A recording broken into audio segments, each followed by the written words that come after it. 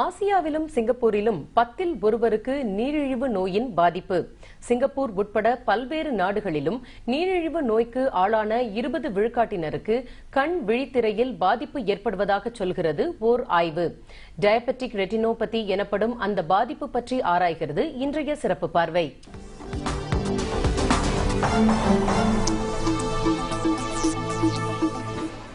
நீரிழிவு நோயால் பாதிக்கப்பட்டோருக்கு இரத்தத்தில் சர்க்கரையின் அளவு கூடினால் பல பக்க விளைவுகள் ஏற்படக்கூடும். அத்தகையோருக்கு கண்களில் கண்புரை, கண் அழுத்தம் உட்பட பல பிரச்சனைகள் வரக்கூடும். மிக முக்கியமாக டயபெட்டிக் ரெட்டினோபதியும் இவர்களுக்கு வரலாம்.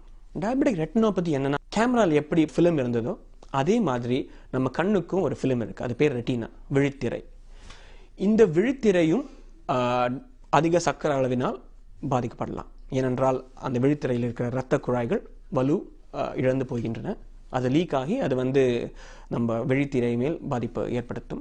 இது சரியாக பார்க்காவிடில் அவர்களுக்கு கண் பார்வையை இழக்க வாய்ப்பு இருக்கிறது. சிங்கப்பூரில் சீனர்களை விட கணிசமான இந்தியர்கள் விழித்திரை தொடர்பான பாதிப்புகளுக்கு ஆளாகின்றனர். இந்தியருக்கு அதிகமாக கிட்டத்தட்ட 33 விழுக்காட்டினருக்கு பாதிப்பாகுது. இதில் 3ல் ஒருத்தவங்களுக்கு கண்ணை பாதிக்கிற அளவுக்கு இனிப்பு நீர் மோசமாக இருக்குது. அதுலேயும் குறிப்பாக 7 விழுக்காட்டினருக்கு பார்வை இழக்கக்கூடிய பிரச்சனைகள் இனிப்பு நீரால் ஏற்படுது. முறையான உடற்பயிற்சியின்மை, உணவு கட்டுப்பாடு இல்லாமை ஆகியவற்றுடன் மரபணுவும் நீரிழிவுக்கு காரணமாகிறது. பெரும்பாலும் பெற்றோர்களுக்கு இனிப்பு நீர் இருந்தாக்க அவங்களுக்கும் வரக்கூடிய சாத்தியங்கள் அதிகமாக இருக்கும். அதனால் சோதனைகள் போய் வருஷத்துக்கு ஒரு தடவை இல்லை 2 வருஷத்துக்கு ஒரு தடவை போய் சோதனை பண்ணுறது ரொம்ப முக்கியமான ஒரு அடிப்படையாக இருக்கும். நீரிழிவு உள்ளவர்களுக்கு சிகிச்சை அளிக்கும் பொது மருத்துவரை வழக்கமான சோதனைகளுடன் விழித்திரையில் ஏற்படும் பாதிப்புகளையும் கண்டறியலாம். இரத்த பரிசோதனைகளை தவிர அவர்களுடைய மருத்துவர் வருடம் ஒரு டயபெட்டிக் ரெட்டினல் போட்டோகிராஃபி எடுப்பார். அதாவது கண்ணுடைய விழித்திரையை புகைப்படம் எடுத்து சாதாரணமாக இருக்கின்றதா அல்லது டயபெட்டிக் ரெட்டினோபதி இருக்கின்றதா என்று பார்ப்பார்.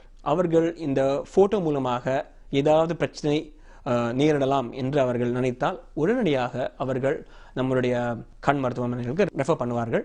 நீரிழிவால் விழித்திரை பாதிப்புக்கு ஆளானவர்களில் அதிகமானோருக்கு அறுவை சிகிச்சை தேவையில்லை. குறிப்பிட்ட கால இடைவெளியில் அவர்களுக்கு மருத்துவ கண்காணிப்பு அவசியம். ஆனால் முற்றிய நிலையில் இருப்பவர்களுக்கு கூடுதல் கவனம் தேவை. ஏனென்றால் அவர்களுடைய இரத்த குழாய்கள் வலு இழந்து போயிருக்கலாம். இதனால் இரத்த கசிவு ஏற்படலாம் அல்லது அவர்கள் நிறைய லீக்கேஜ் ஏற்படலாம் அந்த ரெட்டினாவில், விழித்திரையில்.